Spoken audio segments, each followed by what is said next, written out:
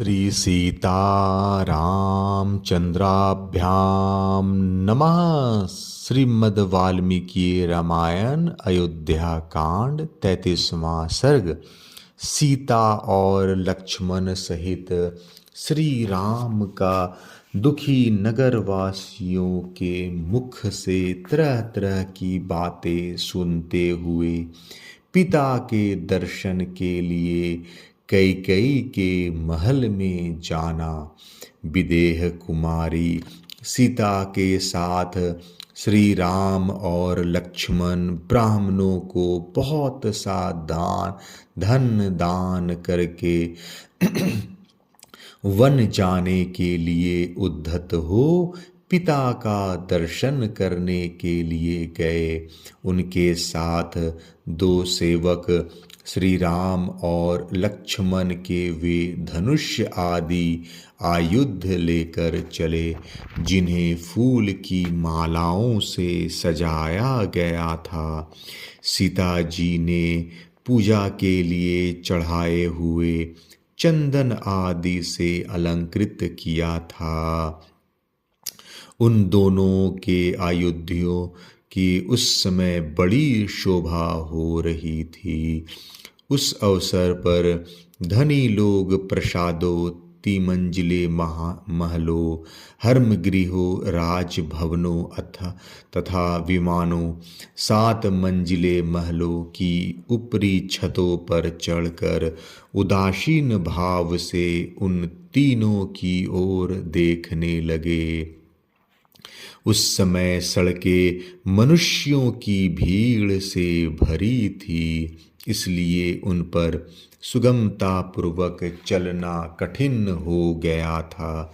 अतः अधिकांश मनुष्य प्रसादों, तिमंजिले मकानों पर चढ़कर वहीं से दुखी होकर श्री रामचंद्र जी की ओर देख रहे थे।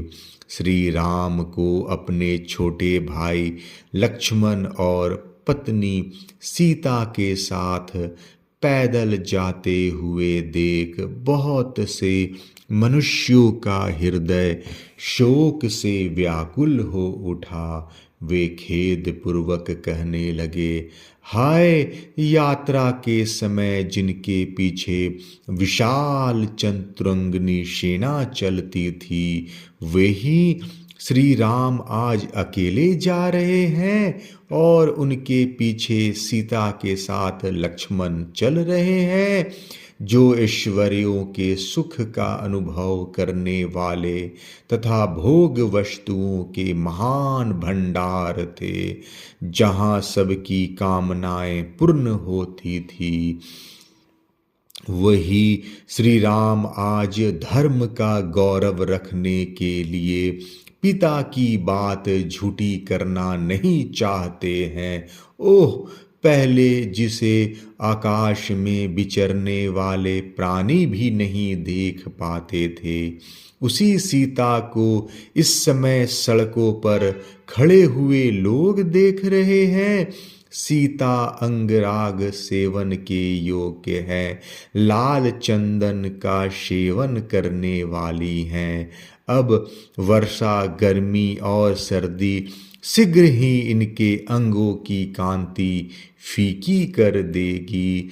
निश्चय ही आज राजा दशरथ किसी पिशाच के आवेश में पड़कर अनुचित बात कह रहे हैं, क्योंकि अपनी स्वाभाविक स्थिति में रहने वाला कोई भी राजा अपने प्यारे पुत्र को घर से नहीं निकाल सकता।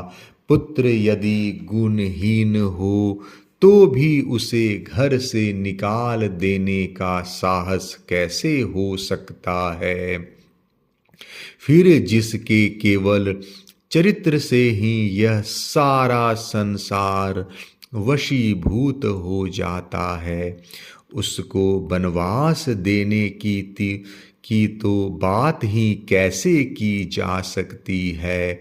क्रूरता का अभाव, दया, विद्याशील, दम, इंद्रिय संयम और शम मनोनिग्रह, ये 6 गुण कुरु नर श्रेष्ठ श्री राम को सदा ही सुशोभित करते हैं। अतः इनके ऊपर आघात करने, इनके राज्याभिषेक में विघ्न डालने से प्रजा को उसी तरह महान कलेश पहुँचता है, जैसे गर्मी में जलाशय का पानी सूख जाने से उसके भीतर रहने वाले जीव तड़पने लगते हैं। इन जगदीश्वर श्री राम की व्यथा से संपूर्ण जगत व्यथित हो उठा है। जैसे जड़ काट देने से पुष्प और फल सहित सारा वृक्ष सूख जाता है, ये महान तेजस्वी श्री राम संपूर्ण मनुष्यों के मूल है। धर्म ही इनका बल है। जगत के दूसरे प्राणी पत्र, पुष्प, फल और शाखाएं हैं। अतः हम लोग भी लक्ष्मण की भांति पत्नी और बंधु बांधवों के साथ शीघ्र ही इन जाने वाले श्री राम के ही पीछे पीछे चल दे। जिस मार्ग से श्री रघुनाथ जी जा रहे हैं उसी का हम भी अनुसरण करें। बाग बगीचे, घर द्वार और खेती बाड़ी सब छोड़कर धर्मात्मा श्री राम का अनुगमन करें। इनके दुख सुख के साथी बने। हम अपने घरों की गड़ी हुई निधि निकालें, आंगन का फर्श खोद डालें, सारा धन धान साथ ले लें, सारी आवश्यक वस्तुएं हटा लें, इनमें चारों ओर धूल भर जाए। देवता इन घरों को छोड़कर भाग जाए। चूहे बिल से बाहर निकलकर इनमें चारों ओर दौड़ लगाने लगे और उनसे ये घर भर जाए। इनमें न कभी आग जले, न पानी रहे, न झाड़ू ही लगे।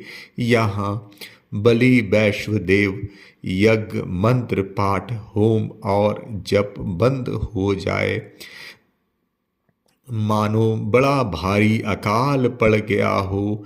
इस प्रकार ये सारे घर ढह जाए, इनमें टूटे बर्तन बिखरे पड़े हों और हम सदा के लिए इन्हें छोड़ दे। ऐसी दशा में इन घरों पर कई आकर अधिकार कर ले। जहाँ पहुँचने के लिए ये श्री रामचंद्र जी जा रहे हैं वह वन ही नगर हो जाए और हमारे छोड़ देने पर यह नगर भी वन के रूप में परिणत हो जाए।